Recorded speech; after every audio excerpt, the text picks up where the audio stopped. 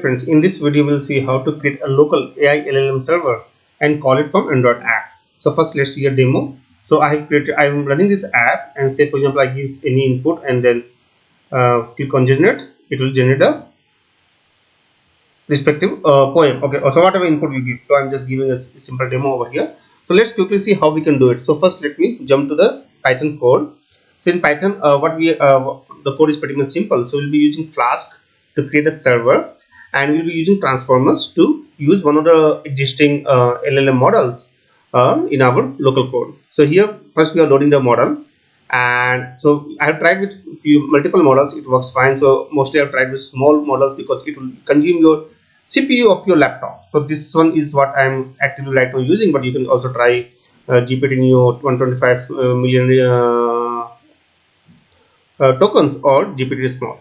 Okay, and first let me explain you the code what it is happening here. So here we have written a method called generate text, which is called when when this server is called on a port with the generate as a post call, then this method will be called, and in this method it will read the JSON input, and from JSON input it will try to extract the prompt body from the body of that JSON.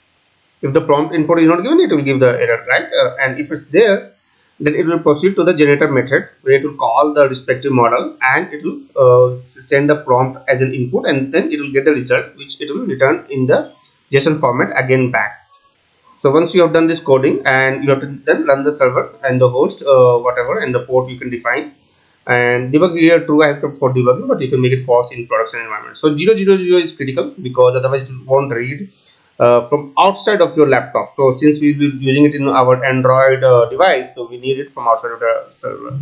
And then to run it, you have to just, okay, I can run it in this. I'll just first stop it. So it stop, and then to run it, just you have to run Python app.py, which is the name of this particular code, and it will run in a few seconds. So it came up, and if you see, it gives you both the servers. One is the local host 127.0.0.1, and one is from outside of the your laptop you can consider. So we'll be using this 192.168.1.7 to access it. So first I'll show you in Postman. Also I have tried this. So I have given this particular same input, and body is simple in the JSON format, only the prompt, and I think in headers only one header we have to give. This is the that application JSON, so that our body knows that. Okay, so now I'm running it. I'm giving the same input almost over here also, so it should give me some output. Yeah, some kind of poem. Of course, it's a small model, so don't expect too much of variations, but yeah, more or less it does the job. Okay, so now I'll show you in the Java code what I'm doing. So in Java code I'm using the same curl command here. So okay, first let me show you in the XML, in the layout. I have just defined one input edit text button and the output response text view. And in the on create method, I'm just defining all these things, all the widgets, and then calling the particular generate text button with the prompt whatever is input over here. And with this prompt, first I'm forming all the HTTP connections and all, and then forming the JSON for this prompt, whatever prompt has been given from as an input to this method. And then first I'm sending the output stream to the my connection. Okay, so the output stream is sent, and once that's sent, then I'm reading the input stream, which is a kind of return from there.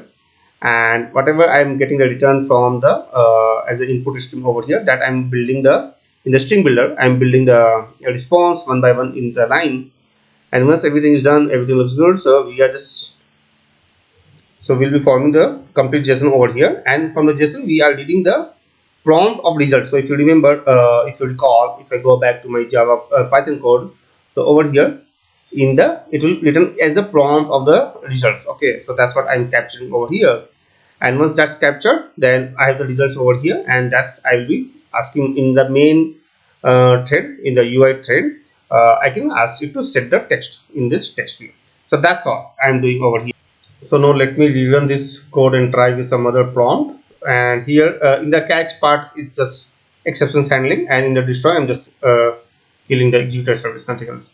So let me give some other input prompts. Say for example, tell about moon and its distance from earth. Let's see what my AI model gives response. So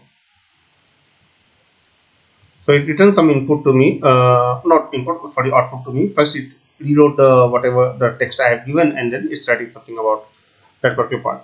So that's also, of course, the model is not very efficient. So write about cloud